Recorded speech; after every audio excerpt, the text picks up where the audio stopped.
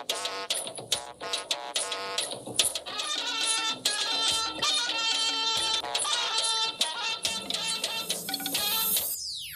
must make sure that what happened in these protests is we are able to address those issues, those gaps. President Buhari receives UN Deputy Scribe, asks the youth to give the system a chance to work.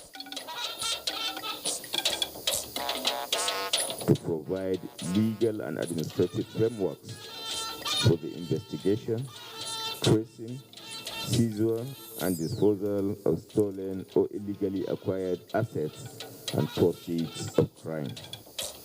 Federal government sets up 22-man committee to dispose forfeited assets.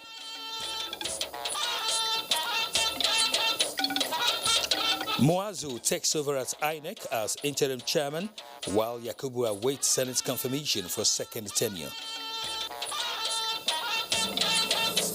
We need better data about who lives in the state, what they do and what facilities exist, who are required in the communities in which they reside. The traditional institution can be a vital partner in addressing these challenges. Bamali formally assumes as the 19th Emir of Zazzau as Governor El-Rufai presents staff of office to the former diplomat. A very good evening to you and welcome to the Network News at 9. I am Kenan Ima Aborike. Adeola joins me later from Lagos. President Muhammadu Buhari is reminding the nation's youth that keeping the peace is in their own interest, as everything being done by the government is to guarantee a sustainable future for them to live more meaningfully. The president was speaking at an audience with the Deputy Secretary General of the United Nations, Nigeria's Amina Mohammed. State House correspondent Adamu Sambo has the details. Responding to the recent NSAS protests as well as the mayhem and destruction of property that came in his wake, President Muhammadu Buhari maintains that his own generation is on the last lap of exiting the stage, but the youth, as future leaders, want jobs, infrastructure, and development for a better life. Achieving these, he however says, can only be made possible if the youth take more responsibility in keeping the peace. The president explains that their views, loudly and genuinely expressed recently, have been heard and appropriate responsive measures taken by government. The severe infrastructure deficit, for instance, inherited by his administration, he said, is being corrected within the limits of resources. President Buhari also touched on the devastating effect of COVID-19 on global economy, lives and livelihoods, saying Nigeria is also concerned about the recharge of Lake Chad, which has great implications on security as well as irregular migration. The Deputy Secretary General of the United Nations, Amina Mohammed, and her delegation are on a solidarity visit to 5 West African countries, beginning with Nigeria, as the battle against COVID-19 continues. All of that really was to express our support for socioeconomic responses, because we believe that the stimulus packages that countries are putting forward are ones that can be used to spend ensuring a recovery that will be better when this pandemic is over. As with most countries today, in the north we're finding trillions of dollars that are being spent on their own stimulus packages. However, the barriers to accessing the resources and some of the conditionalities to allow for developing countries like ours in this region has remained quite difficult. The response from the global community, from the G20, has not been as forthcoming. So we're also here to hear what some of those barriers are, why, where we can assist in amplifying the ask to help more liquidity, more moratoriums on debt, so that it's not a question of not paying the debt. Discussions with the president also centered on climate change, security, political, developmental, and humanitarian issues, as well as the recent NSAS protests in parts of the country. It was, of course, one that the Secretary General, we all were alarmed and, of course, support the country in trying to get back on track. Young people and their demands for social justice, for governance, are all legitimate ones, and they must be done peacefully. What we all, I think, were disturbed by and concerned by was the level of damage, the level of loss of lives, and we continue to condole those families who suffered those losses.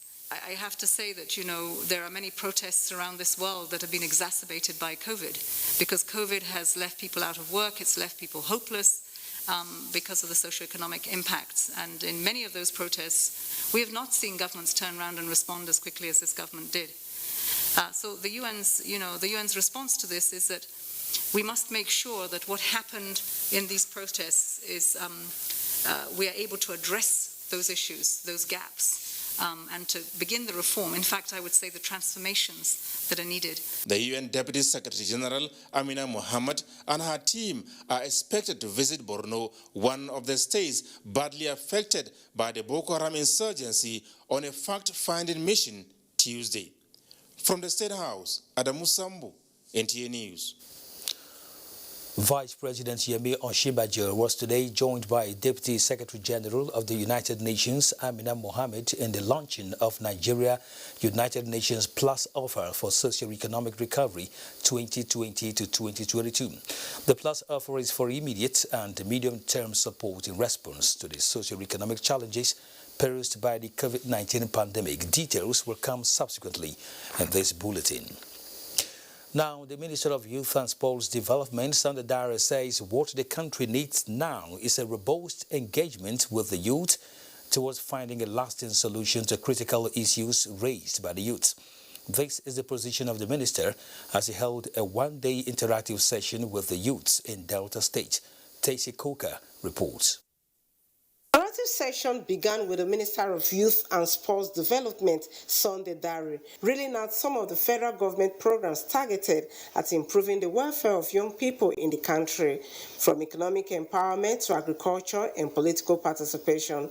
However, this gathering of youth leaders of different ethnic groups in the states, civil societies, organizations, women and other groups at the Unity Hall in Asaba is to know what the youth want government to do in a bid to close the gap between them and those in government. The NSAS protest is a protest that is aimed at expressing various degree of anger from the youth. We want them to do more. What he has been able to tell us today, fine. We need more hands.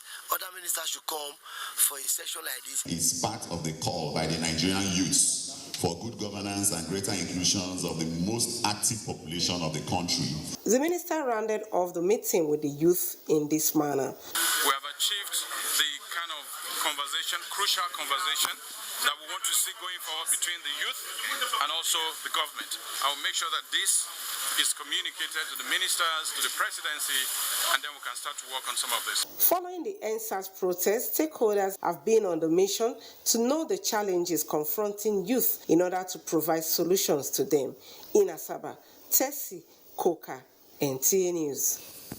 As the National Youth Service Corps NYSC opens 8 camps nationwide in less than 24 hours, all prospective Corps members as well as members of the orientation camp community will have to undergo COVID-19 tests before the commencement of orientation. They took the front burner at an NYSC parley with editors of media establishments in Abuja. Olainka Ojo reports that a total of 66,000 prospective Corps members have been mobilized for the 2020 Batch B service year. In 7 months, NYSC orientation camps across the country have been shut down following the outbreak of COVID-19. With everything set for safe reopening of camps, the engagement of media establishments on prevailing issues and measures put in place is why these managers of media information are in this auditorium. Objective analysis, criticisms and feedback received from the broad spectrum of the media and our publics have really impacted positively on our capacity to operate as a responsible, responsive and result-oriented organization. While assuring that modalities for prevention, detection, prompt response as well as adherence to COVID-19 protocols have been put in place, Director General, Nigeria Center for Disease Control, NCDC, says no camp will be shut down as a result of anyone testing positive to COVID-19. We have visited every single camp and made necessary adjustments together with our colleagues to make sure that these camps are as safe as possible. This includes a compulsory screening test that will be carried out for all corps members. Director General of the NYSC, Brigadier General Shuaibu Ibrahim, added that plans to enroll corps members into the National Health Insurance Scheme is underway. The scheme has concluded arrangement with the National Health Insurance Scheme for the enrollment of corps members into the NHIS in line with the Presidential Directive. The Director General assured that its credible mobilization process will allow only qualified persons participate in the National Call to Service. Olainka Ojo, NTA News. In dealing with the disruptions caused by COVID-19 on economics and livelihoods, a stronger international cooperation and collaboration among countries will be crucial in addressing the situation and expediting economic recovery. Vice President Professor Emir stated this on Monday at the 8th German-Nigerian Business Forum, which held virtually. Professor Oshimbajo notes that the cooperation between Nigeria and Germany is now more important than ever, and the forum is an essential platform for deliberating on the mutually beneficial ways the two countries can achieve shared objectives as nations. We already have an excellent example, the Presidential Power Initiative, PPI, a power infrastructure upgrade and modernization program agreed to by the Nigerian government and the Siemens AG of Germany with the support of the German government, the Vice President recalled. U.S. President-elect Joe Biden makes his first appointment, naming a group of scientists and experts who will lead his administration's response to COVID-19. However, President Donald Trump is still planning legal challenges to the results in some key states. Justin Bem-Onye brings us updates on the U.S. election. United States President-elect Joe Biden set up a coronavirus task force in a bid to counter the pandemic in the country, whereby the highest number of fatalities across the world have been recorded. Set to take over the White House in January, Biden will meet an advisory board co-chaired by Vivek Murthy, the former Surgeon General, along with Marcella Nones-Smith, Yale University Associate Professor, and David Kessler, the former Commissioner for Food and Drug Administration. As of now, more than 237,000 Americans have lost their lives to the COVID-19 pandemic. So that's why today I've named a COVID-19 Transition Advisory Board, comprised of distinguished public health experts, to help our transition team translate the Biden-Harris COVID-19 plan into action, a blueprint that we can put in place as soon as Kamala and I are sworn in to office on January 20th, 2021. Meanwhile, incumbent U.S. President Donald Trump plans to hold a series of campaign-style rallies in an effort to continue the struggle for vote recounts in several key states in the wake of Joe Biden's projected victory in the presidential election. Reports have it that Trump intends to announce the creation of special vote recount teams in Georgia, Arizona, and Pennsylvania. In a related development, officials in Moscow, Ankara, and Beijing have declined to comment on the outcome of the U.S. presidential election, saying they will wait for official results before congratulating the winner. In the meantime, at least 9 candidates of Nigerian descent ran for different positions in the just-ended U.S. elections. Final results show 3 of them won, while the others lost to fight another day. A 35-year-old lawyer, Esther Agbaje, won and was elected into the Minnesota House of Representatives to represent District 59B on the platform of the Democratic Farmer Labor Party, an affiliate of the U.S. Democratic Party. Also, a pharmacist, Oye Owolewa, ran on the Democratic Party platform and won to become the first Nigerian-American congressman for the Washington, D.C. District of Columbia. Another Nigerian, Nnamdi Chukwuocha, also won a legislative seat, making 3 Nigerian-Americans. Chukwuocha, who was elected to represent District 1 of Delaware in the ongoing U.S. general election, was first elected to the Delaware House of Representatives in 2018 after he defeated incumbent Charles Porter Jr. at the Democratic Party primary. Justin Bem-Onye, NTA News.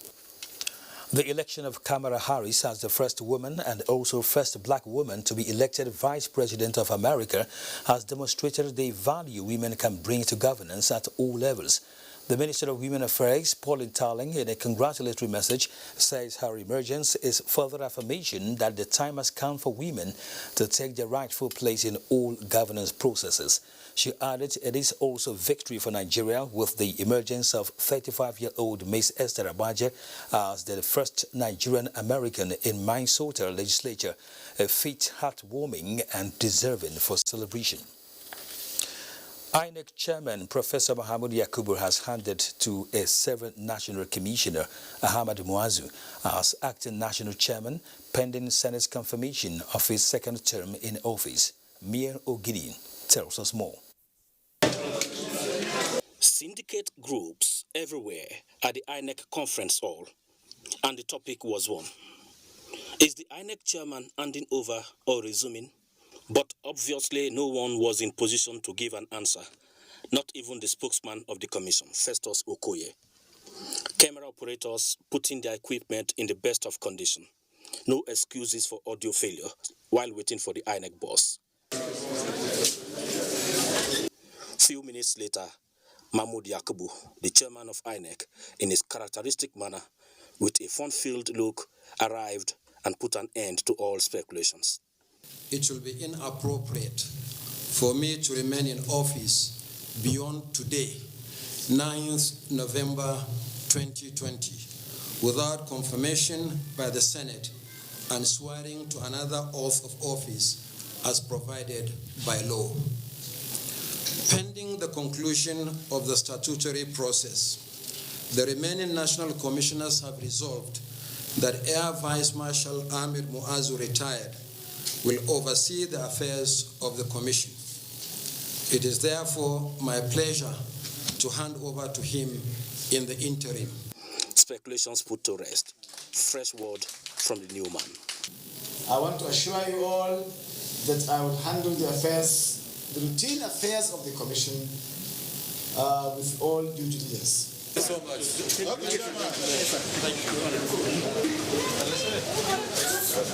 much. That marks the end of the first half of Professor Mahmoud Yakubu's chairmanship in the INEC. Many in their remarks said he played a good one and expect him to even play a better one in his second coming, pending the decision the Senate will take in the confirmation process. While the INEC chairman temporarily stepped aside, another national commissioner, Abubakar Nuachi, resigned voluntarily. Mayor Ogidi, NTA News. The federal government of Nigeria set up a 22-member interministerial committee to oversee the disposal of assets forfeited to the federal government. Attorney General of the Federation and Minister of Justice Abubakar Malami inaugurated the committee, which is headed by the Solicitor General of the Federation and Permanent Secretary, Ministry of Justice, Mr. Dayo Abata. Femi Okewo has the details. In the last few years, based on the federal government's anti-corruption fight, hundreds of millions of dollars worth of assets have been forfeited to the Nigerian government, both internally and from foreign territories. In line with the directives of President Muhammadu Buhari, the composition of this committee is to find a structured and legitimate way of disposing such assets. Minister of Justice Abubakar Malami, who inaugurated the committee, said the powers to constitute the committee came from extant laws of the relevant anti-corruption and law enforcement agencies. To provide legal and administrative frameworks for the investigation, tracing, seizure, and disposal of stolen or illegally acquired assets and proceeds of crime. Membership of the committee, which has 6 months to carry out its assignment, is drawn from the Office of the Chief of Staff to the President, Ministry of Finance and 5 other ministries, the Armed Forces and Maritime Agencies. Chairman of the committee, Mr. Dayo Abata, said transparency and accountability will remain the watchword for the assignment. I wish to assure you all, the stakeholders, that the operations of the committee will be guided by the twin pillar of transparency and accountability. The committee is receptive to positive contributions and suggestions. This committee, in addition to the numerous economic advantages it would bring to Nigeria, would also help to resolve some controversies surrounding assets recovery and disposal in the country. In Abuja, Femi Okewu, NTA News. We earlier told you that Vice President Yemi Osinbajo was today joined by Deputy Secretary General of the United Nations, Emir Mohammed, in the launching of Nigeria United Nations Plus offer for socio-economic recovery 2020-2022. The Plus offer is for immediate and medium-term support in response to the socio-economic challenges posed by the COVID-19 pandemic. Here now is State Correspondent Jide Onifade with the report. The belief of the leadership of the United Nations is that recovery from the COVID-19 crisis must lead to a different economy, stressing that beyond the immediate crisis response, the pandemic should be the impetus to sustain the gains and accelerate implementation of long overdue measures to set the world on a more sustainable development path and make the global economy more resilient to future shocks. We still have a huge gap. And as Vice President Yemi Osinbajo says, the initiative shows that the country and its development partners, including the United Nations, are on the same page, and the government is looking forward to further collaboration. This has been a thoughtful collaboration with us because it takes into account where we were unable to make up the financing, and takes into account also a plan which we had developed. So it's not in any sense an attempt by our supporters and friends to impose new ideas or new trajectories upon us. We are all at one in the direction that we intend to go, and we think that this is an excellent fit. The United Nations Plus offer aims to support the federal government initiative to stabilize the economy with the objective of reducing the impact of the pandemic on the economy and people, protecting and creating new jobs to improve social welfare and put the economy on a path towards achieving the Sustainable Development Goals. The total indicative investment by the international community for social economic recovery during 2020 to 2022 stand at $248.48 million. A major share of these interventions is in the health pillar, with $137.8 million. Protecting people and economic recovery pillars account for roughly $53.3 million and $30.7 million respectively. Interventions to promote social cohesion are expected to be around $26.6 million. We're very pleased that we're able to contribute and to partner with you in these difficult circumstances. But I think if this works, it will also provide us, as they say, it will be what will draw investments to scale it up. And we would like to make sure that in the event as it rolls out being more successful, we also point to that to being a model in the region. Emir Mohammed also chairs the United Nations Sustainable Development Group. The delegation will also visit Niger and Sierra Leone. In the State House, Jide Onifade, NTA News. This is NTA Network News. We go on a break now. Join us again.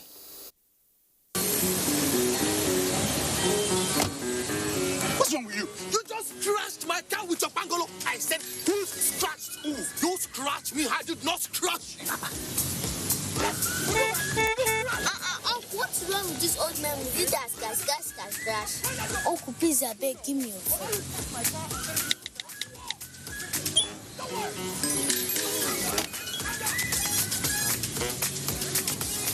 And I'm going to the police. Who's the police? The director of the DSS is my cousin's husband. The head of service is my sister's fiance. Uncles, please, why the scratch is super dangerous? Please, can we go? Can we go? Now, that's it first. Find your first with the best data plans in town. Dial *777#. Glow Unlimited. COVID-19 is a new disease that has come into Nigeria for the last 7 months, and it led to the shutting down of the economy because of how to control the spread of the disease. As legislators, we owe it a duty to Nigerians to enact laws that will help us forge a path out of this situation. This meeting will be looking at building knowledge with regards to strengthening our resilience for emergency preparedness. This workshop, which will bring together a multiplicity of stakeholders to learn, to share, to brainstorm, and really map a way forward for Nigeria to come out of the conundrum that we are in. And I urge all well-meaning legislators to engage fully with this conference. We are going on hybrid.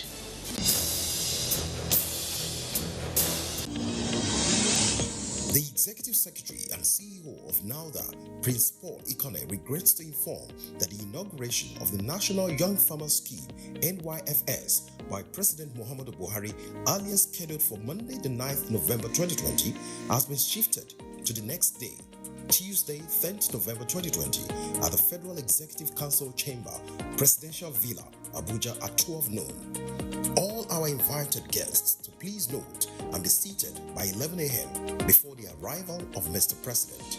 Signed, Management. Morning. First on the news. The World Health Organization has declared Nigeria wild polio virus free. Nah, you don't mean it. Nigeria is polio free. Does that mean vaccinators will not be coming to our houses? Let's listen, please. The Honorable Minister stated that Nigeria is still at risk of importing the wild polio virus, as 2 other countries still have the virus. Thus, to keep polio at zero, vaccination must be sustained on a regular basis. But how can they sustain this vaccination with this coronavirus? Let's listen now. Wow. Health workers in all PHCs across the country have been trained by the National Primary Healthcare Development Agency to protect themselves and their clients against COVID-19. Nigerians have absolutely nothing to fear. Continue to visit primary healthcare centers near you for vaccination and other basic health needs. Keep polio at zero. Congratulations, Nigeria. This message is brought to you by the National Primary Healthcare Development Agency.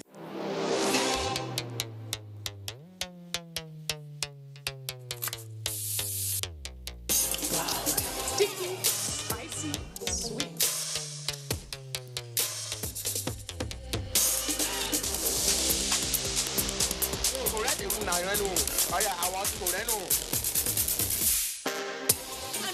Don't touch me. I will get you arrested.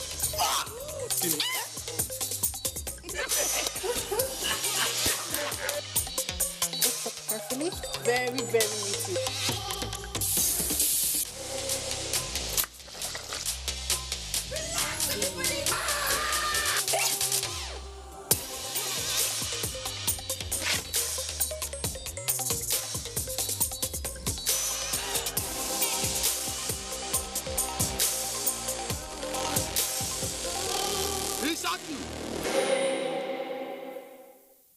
Imagine the joy that fills your heart when you have just given birth.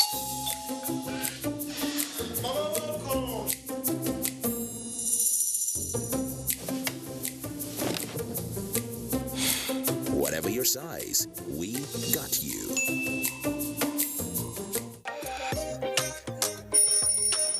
Follow the grandmother.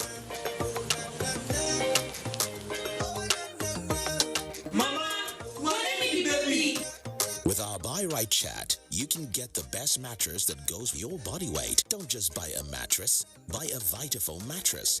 The name of the baby is Stella.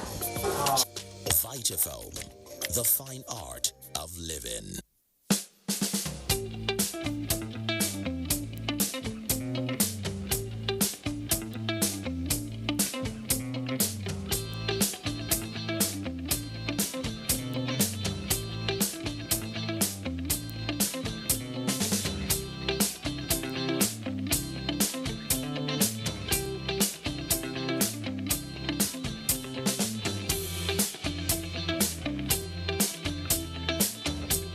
With total submission to the will of God, the Public Service of the Federal Republic of Nigeria announces the passing on to glory of Babatunde Lawal, Permanent Secretary, Cabinet Affairs Office, Office of the Secretary to the Government of the Federation, and Deputy Secretary to the Federal Executive Council, which sad event occurred on Friday, 6th November 2020, at the age of 56 years. Burial program is as follows. Tuesday, 10th November 2020. Valedictory session by the body of Permanent Secretaries, time 5 p.m. Venue, Ministry of Foreign Affairs Auditorium. Attendance is strictly by invitation. Friday, 13th November 2020. Service of songs and evening of tributes, 4 to 6 p.m. International Conference Center, Area 10, Garki, Abuja. Saturday, 14th November 2020. Funeral service at the National Christian Center, behind Central Bank of Nigeria Headquarters, Central Business District, Abuja. Time 10 a.m. Interment at Gudu Christian Cemetery, Abuja, immediately after the funeral service. May his gentle soul rest in peace. Dr. Morris Nnamdi Mberi, announcer.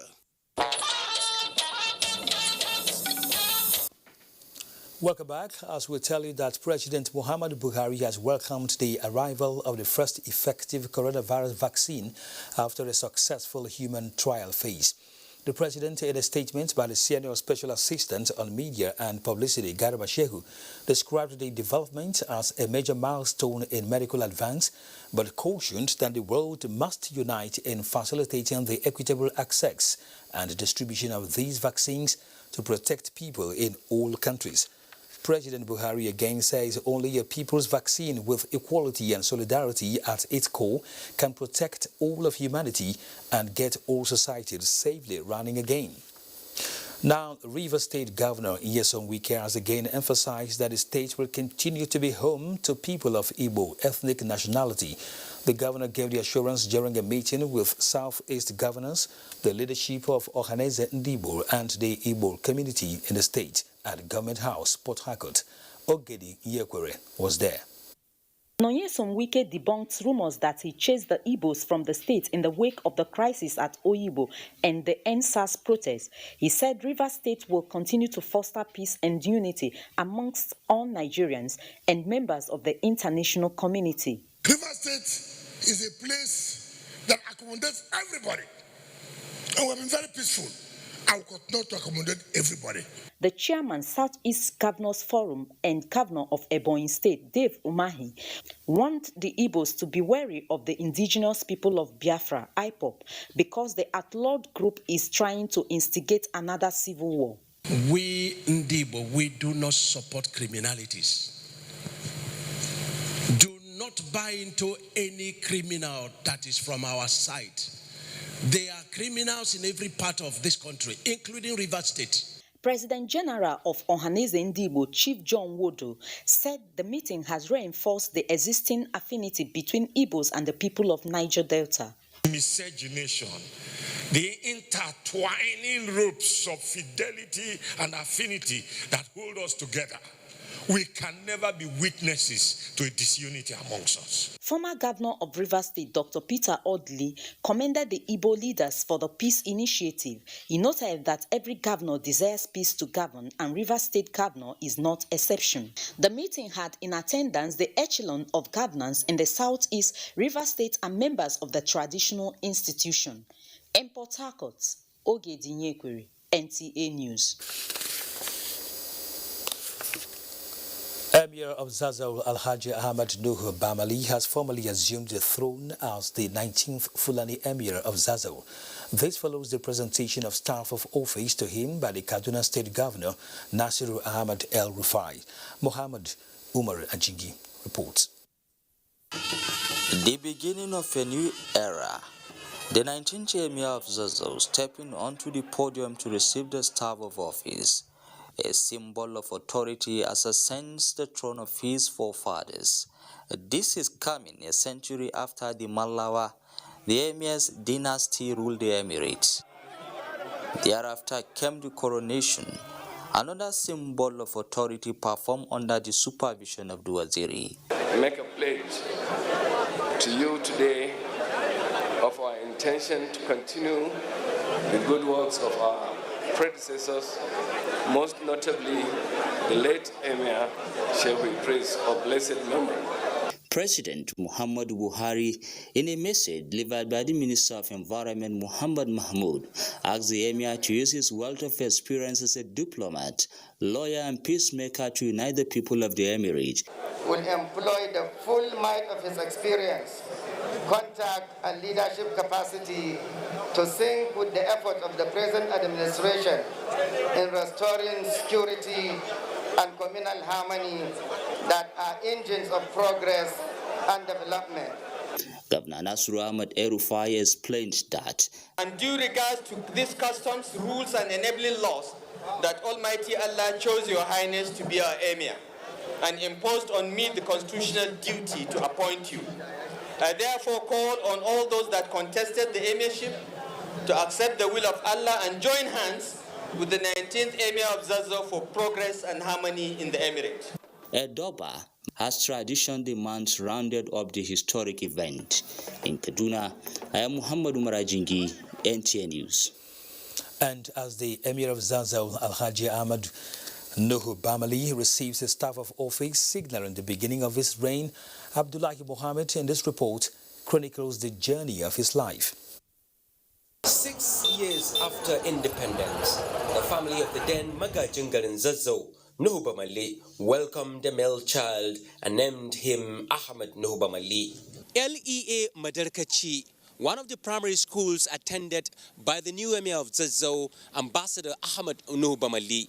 If one of these classrooms could talk, it would have given us an idea of how the Emir began his schooling.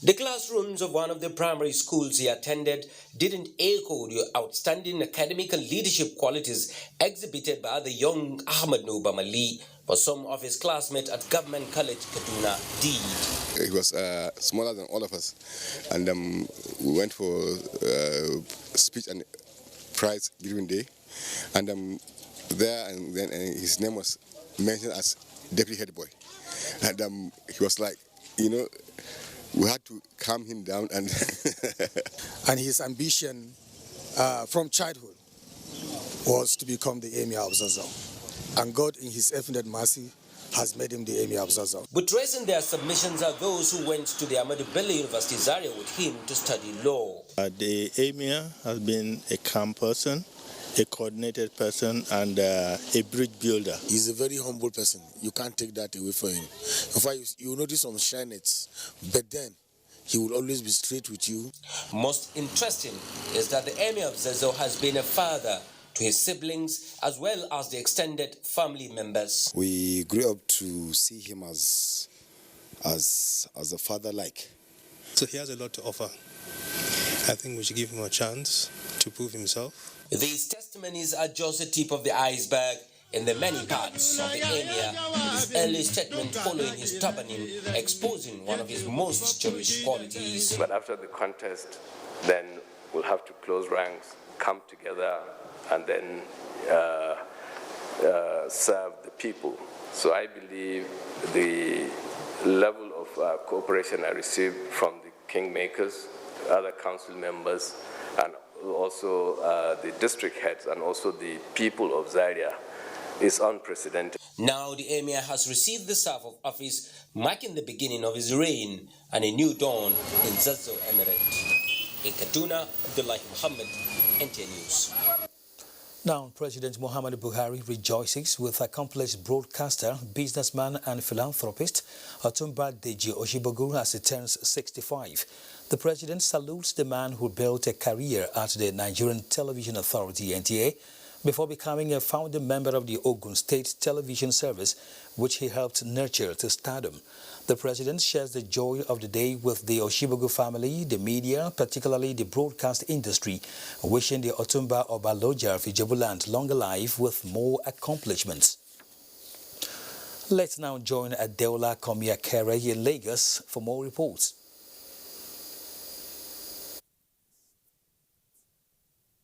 Thank you, Kenny. as government and key players are mapping out ways of cushioning the effects of job losses caused by COVID-19 and wanton destruction of public and private assets during the NSAS violence, Minister of Information and Culture Lai Mohammed has re-emphasized the federal government's commitment to creating jobs for the youth to further check their restiveness. The minister said this in Lagos. Nosa Osula reports. Unemployment, according to Nigerians, appeared to be the root cause of violence in the country. Research suggests that unemployed youths are more likely to be perpetrators as well as victims of crime and violence. Speaking with newsmen on the sideline of the meeting of governors, ministers and traditional rulers of southwest states following the NSAS protest mayhem, the Minister for Information and Culture said that the government would continue to engage the youths and address the issue of poverty. NSAS protest and the aftermath has actually researching fundamental issues. And we believe that it's important for the government and the governed to actually interact and let's explain to ourselves the circumstances of this unfortunate NSAS protest. The minister added that the government would continue to invest in the development of human capacity with more implementation of economic policies that will engender development and building of more public infrastructure that would empower the teeming youths. It's not as if the government has not been addressing the issues of youth unemployment. You see, if you look at the youth, the newly launched the youth trust fund, it is actually aimed at creating jobs for the youth. It's a 75 billion naira fund. I think in 3 tiers. But it's supposed to give opportunity to the youth. Lai Mohammed, however, called for peace while assuring the youths of President Muhammadu Buhari's commitment to addressing their demands. In Lagos, Nusa Osula, NTA News. The saying that where there is life, there is hope aptly describes the experience of business owners in Lagos whose means of livelihood were affected by the NSAS protest as they begin the process of rebuilding their businesses. Mrs. Ngozi Ukachukwu is one of the casualties of the NSAS protest. Hoodlums raided her shop and carted away goods worth millions of naira. 2 weeks down the line, she's beginning to put her business back to life. Our gate is still locked. Yeah, we're trying to maybe find our way back. So we've cleaned the office. We are talking to some people who maybe we might get some assistance from, like the banks anyway. So we're talking with the banks, and some of them are saying the central bank, they made the promise, but they have not really asked them to go on. Okechukwu Eze's story is not different. He says he has to look beyond what happened to him and bring his business back on board. It's not easy. We are very difficult. We don't know how to do. We are waiting for government. They say they are going to do something. They have already filled form, waiting for them. But they cannot keep your hand together waiting for them. I have to go and borrow money from microfinance to start. And later on, my friends give to me. A drive through some major roads in the metropolis shows that some banks have started renovating their buildings affected during the crisis. As the rebuilding process continues, the hope of business owners, especially small and medium-scale enterprises, is that government will expedite action in the disbursement of financial support in order to revive their businesses. In Lagos, Dotun Okunyemi, NTA News. Another break beckons now. Network News continues thereafter. To stay with us. If you run mad, we know waiting cause am. Every time na this phone. Have you gone to buy more units for light? Give me this phone. Ha! They don't finally get you. Enter store, you go see one pink nylon. Bring and come. If you try am. Now that chicken where they use corner look me. Now I want to. That one. Oh. So now why you send me message when no get with this? Shate.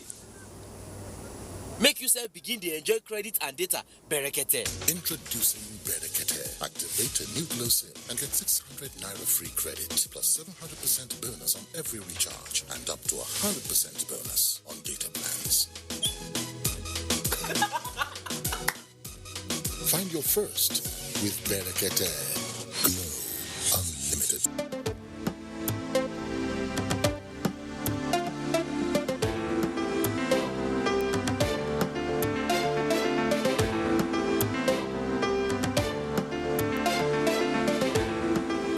Harvest is coming. Harvest time is underway for many crops across the different climate zones in Nigeria. Notwithstanding the slowdown to the global economy caused by the impact of the coronavirus COVID-19 pandemic and floods in some areas, farmers in the cotton, rice, and maize value chains in the northern and southern parts of the country are optimistic of huge tons of harvest, thanks to the interventions of the Central Bank of Nigeria, CBN, through its Anchor Borrowers Program, ABP. A total of 200,000 farmers and 212,000 hectares in the cotton value chain were financed to the tune of 47.2 billion naira. The estimated yield is 424,000 metric tons, with value creation of 76.3 billion naira. In the rice value chain, 348,101 farmers and 399,302 hectares were financed with 86 billion naira. The estimated yield for rice in the 2020 wet season is 1.6 metric tons, with a value of 224 billion naira expected to be created. The sum of 61 billion naira was disbursed to finance 252,742 maize farmers and 281,684 hectares. While 1.1 million metric tons are estimated as yield, a value of 135 billion naira will be created from the harvest. The coming harvest is good news for Nigerian farmers. It is sweet music to the Nigerian consumer with the anticipated stability in food prices. The expected bountiful harvests is a win-win situation as we speed towards the goal of producing what we eat and eating what we produce.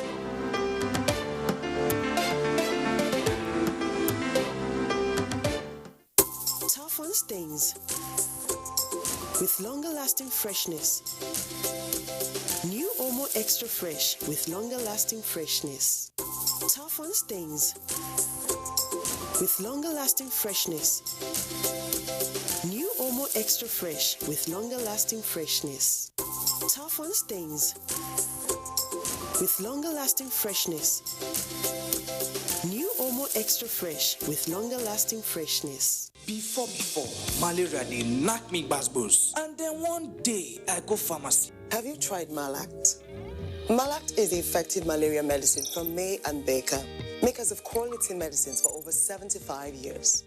Malact contains a combination active drug called dihydroartemisinin piperacin, which keeps working in your body for up to 6 weeks, stopping the malaria parasite from knocking you down. This is why Malact is your control button against malaria. Now 3 tablets I take every day for 3 days. Now so Malact give malaria boy once now my head be malaria. I go punch my own back. Malact, your control button against malaria. Available in pharmacies near you.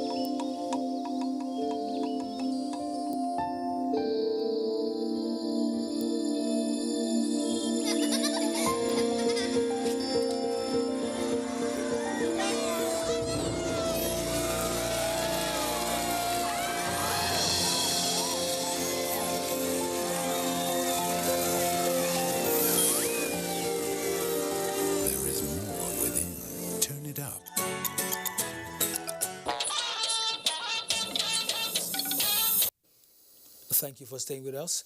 Zamfara State Governor Bello Mohammed says dialogue with bandits is still relevant as he has secured the release of 26 girls kidnapped in Katsina State. The girls were rescued through the combined efforts of the security personnel and the Zamfara State Dialogue and Reconciliation Committee. Sadia Abubakar Tunau has more.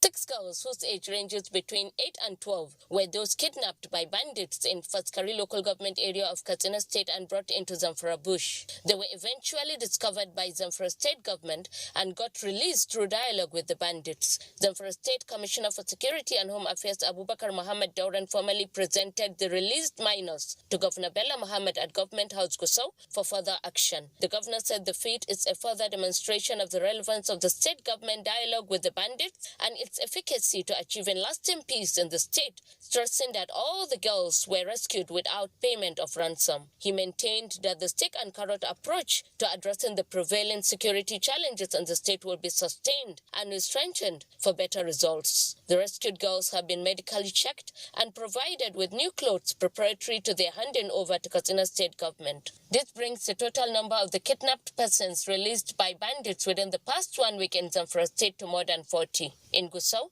Sadia Abubakar Tuno, NTA News. 9 F-7 Chengdu fighter jets based at the Nigerian Air Force 131 Engineering Group, Makudi, will soon be further enhanced for combat readiness, while the base is also being prepared to receive new air platforms for other missions. Defense correspondent Najatu Tijani reports. The F-7 fighter jet, made and assembled in China, Chengdu, China, is one of the several. This particular one is one of the fighter jets being maintained here at the 131 Engineering Group, Makudi. This aircraft is used for ground attacks and is capable of ascending rapidly because of its delta wings, and it's currently being disassembled for maintenance sake. We are here in Makodi to witness yet again another support that the federal government is giving to the Nigerian Air Force so that we can have the required platforms. Visibility of flyable aircraft has improved from about 33% in July 2015 to the current rate of more than 80%. The Air Chief says this has facilitated the conduct of more than 43,000 sorties of more than 57,000 hours within the period for various operations. It is also expecting 3 JF-17 Thunder aircraft from Pakistan and an upgrade in anticipation of the flight and technician crew. The Air Intelligence College also got an upgrade for training and retraining in intelligence for air operations. Naja'at Tijani, NTA News. We'll take another break. Stay with the NTA.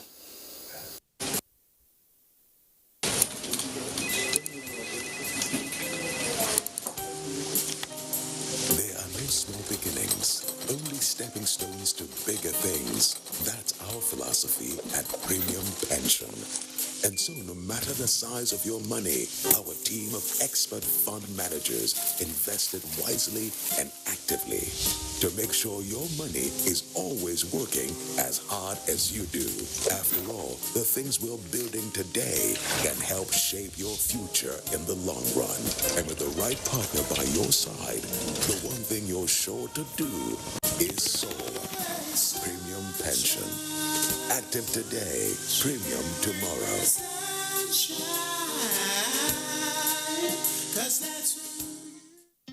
Mommy is back! Guess what's inside? Chocolate. Biscuit. Our new toothpaste, Colgate Maximum Cavity Protection. Why are we changing our toothpaste? Because with Colgate Maximum Cavity Protection, I can be sure your teeth are cavity-free. Cavity? What cavity? Let me show you. Most toothaches are caused by tooth holes called cavities. When you brush daily with Colgate Maximum Cavity Protection, its expert formula locks natural calcium in our teeth and helps protect them from cavity. It also has natural mint for minty fresh breath every day.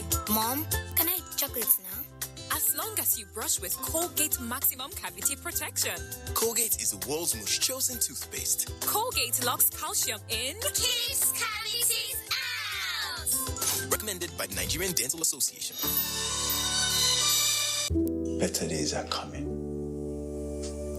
Days where we can hug each other tightly. Days where hangout plans will be made and kept. Days where we can look back and say we never gave up because of our courage and will to keep going. Days where we're not isolated from our community by fear. So join us. Join us as we raise a glass to better days.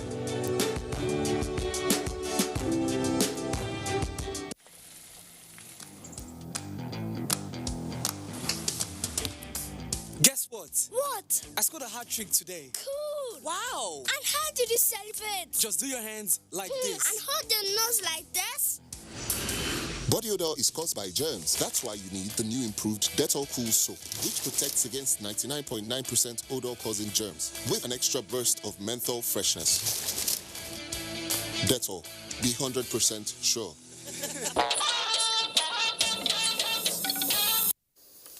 The death has occurred of Dr. Esther Ajayi Obiyan, aged 69. Dr. Obiyan was widely acknowledged for her work in several fields of pediatrics and general practice, which earned her a certificate of merit from UNICEF. She also contributed immensely to the spread and growth of Christianity in Nigeria, particularly in northern Nigeria. Funeral arrangements that will culminate into the final interment on Friday, November 13 in Kaduna have since begun. Dr. Esther Obiyan is survived by her husband, children and grandchildren. Up next is Weather Report. Welcome to the weather forecast. We expect some respite in the dust haze conditions that has prevailed over the north within the past few days. Tuesday should be mostly sunny and hazy for the northern part of the country down to the central region. This situation should cause some slight increase in daytime temperatures. Nighttime temperatures, however, should stay low. Down south, we expect very little rainfall activities. The morning should start with different levels of cloudiness and some haziness, especially over the inland areas of the south. There are prospects of evening rainfall along the stretch of the coastal areas and thunderstorms with or without rain over the inland areas, especially those cities adjoining the coastal area. This is our weather outlook for Tuesday. Thank you for watching and see you again.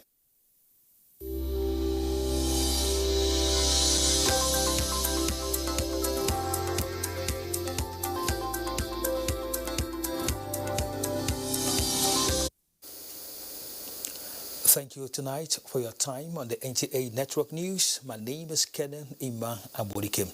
Do have a good night.